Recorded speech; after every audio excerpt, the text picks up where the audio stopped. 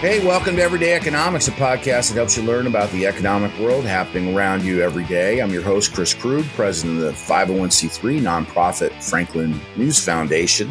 Everyday Economics, a production of America's Talking Network. You can check out all of our great podcasts at americastalking.com. To support podcasts such as this one, please make your tax-deductible charitable contribution by clicking the link in the show description. We are recording this episode on Thursday, January 12th, and joining me as always, my friend, my colleague, the great Dr. Orphe Divounguy is a PhD economist. Dr. O, get right into it. Just within the last few minutes, consumer price index information dropped. The CPI rose 6.5% annually through December, which was largely expected. But now, there are some calls within the Federal Reserve to keep a specific eye on prices, in some corners of our economy. Why don't you put this into context for us? Is this about what you thought was going to happen? Are we in the neighborhood? I think it's actually better than I thought was going to happen. The consumer price index actually declined in December. I think we most collectively, we thought maybe prices were going to rise at a slower pace.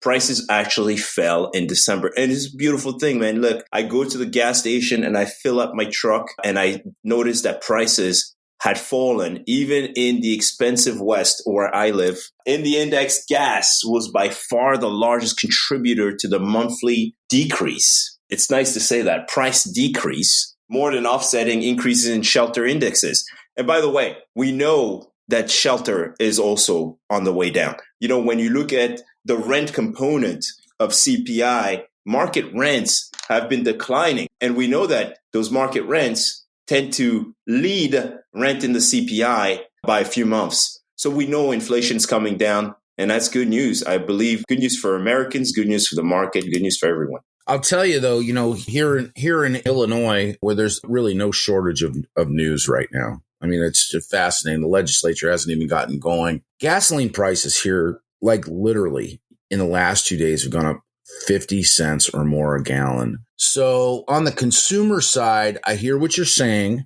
Food prices continue to be just staggering. I mean, around like consumer staples. I mean, I'm waiting for the air to come out of this balloon. Of course, Chris, I'm happy because we're headed in the right direction. But it's true, prices are still way too high. And even the 6.5% year over year price increase is still too high. And the Fed says that they're going to work on bringing prices down. Everybody knows, people are feeling the pinch. But the alternative, can you imagine where we were? Over 9% year over year inflation just at the beginning of the summer. We're heading on the way down really, really fast. So much so that markets are starting to price in the risk of recession. The markets are starting to move in a way that shows us that they're basically more concerned about the risk of recession than anything else. If prices are falling rapidly, it's likely that consumer spending is falling rapidly and that we could get in the position where the U.S. economy could contract. Now, I'm optimistic, and I've been optimistic since the very beginning. And here's why the labor market is cooling. It's cooling rapidly, and it's keeping a lid on wage growth, but layoffs remain extremely low, lower than they were at any point even before the pandemic. And so you have a labor market that is cooling, right? Wage growth is coming down, right? So the risk of that wage price spiral is, slowly put away. But layoffs are so low that basically Americans have jobs. And as long as America have jobs, they'll keep spending. I mean, we're looking at a resilient U.S. consumer. And time again, I think the U.S. consumer has proven that it can take a punch and still stand. I'll tell you, there was the one story that I saw yesterday that I shared with you in a text, and it was from CNBC. I think that the story was released yesterday afternoon. Actually, it came out on Tuesday. The headline on that story, this is Jessica Dickler's story. The headline on that story was Americans lean on credit cards as expenses stay high. 46% of cardholders now carry debt from month to month.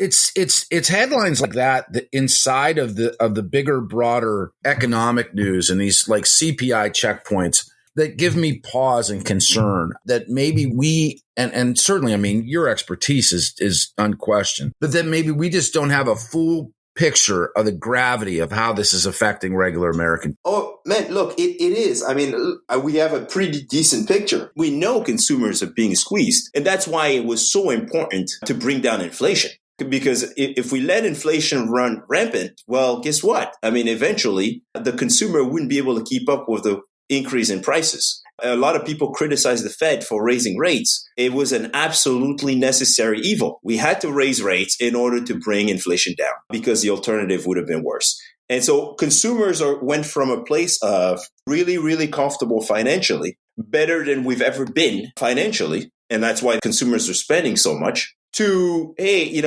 the financial condition of households is deteriorating very rapidly, in fact, but remains better than it was before the pandemic for most households. Of course, that's going to be skewed a little bit towards the wealthier, right? The wealthier Americans are going to be much better off.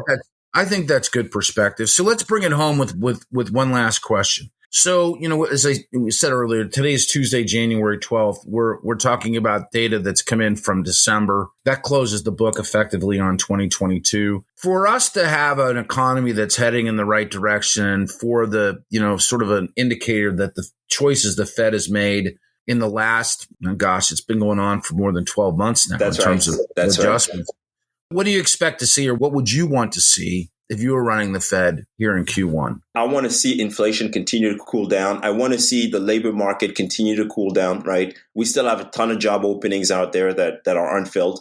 I'd like to see some labor supply, right? I'd like to see more people coming back into the labor force. I'd love to see that increase, because if we know that if labor supply increases, wage growth will fall more, and we can engineer a decline in prices, an increase in the unemployment rate, a decline in prices without actually laying people off.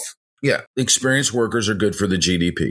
Absolutely. So as long as people are working, GDP will remain pretty solid, right? Because people will be spending, right? And consumer spending makes up a large chunk of gross domestic product. We kind of knew this was coming. We knew inflation was on the way down. When I saw last week, the ISM, also known as the Purchasing Managers Index, or PMI, show contraction, both in goods manufacturing, but also the first contraction in services after over 30 months of growth. Like, we're seeing this cool down happening, and this cool down in activity is leading to price declines. Demand is weakening and coming back in line with supply, or allowing supply to catch up. And that's exactly what is needed to bring inflation down. And so this is as good as it gets in terms of prices coming back down to earth. Good stuff, Dr. O. For Orphe Divounguy, this has been Chris Krug. Subscribe to Everyday Economics and dozens of other quality podcasts at americastalking.com.